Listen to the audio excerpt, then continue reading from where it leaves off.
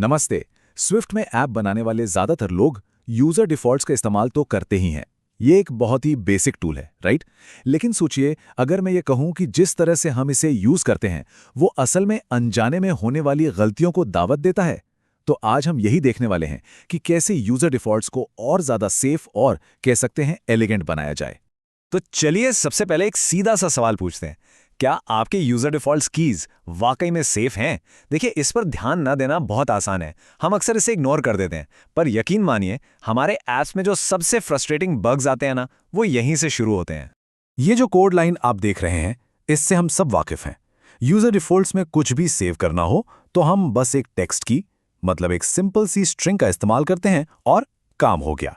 हाँ, ये काम करता है, ये बहुत आसान भी है, पर पता है, इसी सादगी में ही असली खतरा छिपा है। अब देखिए क्या होता है जब एक जरा सी टाइपिंग मिस्टेक हो जाती है। यहाँ मोड की जगह MD लिख दिया गया। अब मजे की बात यह है कि कंपाइलर को कोई दिक्कत नहीं होगी, वो कोई एरर नहीं दिखाएगा, लेकिन आपका ऐप वो वैसा काम नहीं करेगा जैसा उसे करना चाहिए। और फिर हम घंटों बस एक ऐसे बग को ढूंढते रह जाते हैं जो सामने तो है, पर हमारे डेवलपमेंट टूल्स उसे देख ही नहीं पाते। तो प्रॉब्लम की जड़ है क्या? बहुत सिंपल है। कीज सिर्फ प्लेन टेक्स्ट यानी स्ट्रिंग्स हैं, और इसी वजह से उनमें टाइपोज होने का खतरा हमेशा बना रहता है। कंपाइलर ये चेक ही नहीं कर सकता कि वो सही है या गलत। और गलतियां वो तो तब पता चलती हैं जब ऐप चल रहा होता है, और तब तक अक्सर बहुत देर हो चुकी होती है। तो सवाल ये है कि इसे ठीक कैसे करें? मतलब ऐसा क्या किया जाए कि कंपाइलर खुद हमें कोड लिखते वक्त ही इन गलतियों के बारे में बता दे, हमें यूजर्स के इन गलतियों को ढूंढने का इंतजार ही न करना पड़े। इसका जवाब छिपा है स्विफ्ट के एक बहुत ही पावरफुल फीचर में, जिसका नाम है प्रॉपर्टी रैपर्स। आप इन्हें ऐसे समझ सकते हैं कि ये आपके वेरिएबल्स के लिए एक तरह के गार्डियन या रक्षक हैं, जो हर बार वैल्यू को पढ़ने या लिखने पर उसमें एक्स्ट्रा लॉजिक और सेफ्टी जोड़ देते हैं। और ये देखिए हमारा सोल्यूशन एक्शन में। हम अपना खुद का एक प्रॉपर्टी रैपर बनाएंगे जिसका नाम हम रखेंगे यूजर डिफॉल्ट।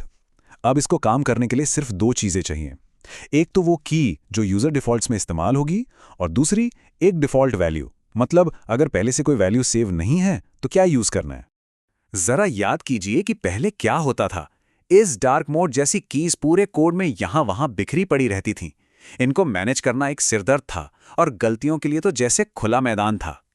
लेकिन प्रॉपर्टी रैपर के साथ पूरी कहानी ही बदल जाती है। अब देखिए, हमारी सारी सेटिंग्स एक ही जगह पर हैं, एक सेटिंग्स स्ट्रक्चर के अंदर। अब कोई बिखरी हुई स्ट्रिंग कीज नहीं, सब कुछ एकदम साफ, ऑर्गेनाइज्ड और सेंट्रलाइज्ड है। और इसे यूज करना, अरे ये तो अविश्वसनीय रूप से सिंपल है।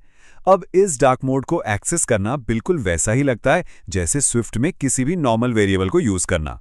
कोड अब पढ़ने में भी आसान है, ज्यादा सेफ है और बहुत ज्यादा नेचुरल लगता है। तो इस अप्रोच के फायदे जबरदस्त हैं। सबसे पहला, ये टाइप सेफ है, मतलब आप गलती से भी किसी बूलियन की जगह कोई टेक्स्ट सेव नहीं कर सकते। दूसरा, ये सेंट्रलाइज्ड है, जिससे कीज को मैनेज करना एकदम बच्चों का खेल हो जाता है। कोड ज्यादा रीडेबल है, और सबसे बढ़िया बात, इस रैपर को आप किसी भी डेटा टाइप के लिए बार बार यूज कर सकते हैं। तो असल में पूरी बात का निचोड़ बस इतना सा है। प्रॉपर्टी रैपर्स यूजर डिफॉल्ट्स को एक नाजुक से की वैल्यू स्टोर से बदलकर एक सेफ, एलिगेंट और आसानी से इस्तेमाल होने वाले API में बदल देते हैं। और आखिर में एक सवाल, ये जो तकनीक हमने देखी, ये सिर्फ यूजर डिफॉल्ट्स तक ही लिमिटेड नहीं है।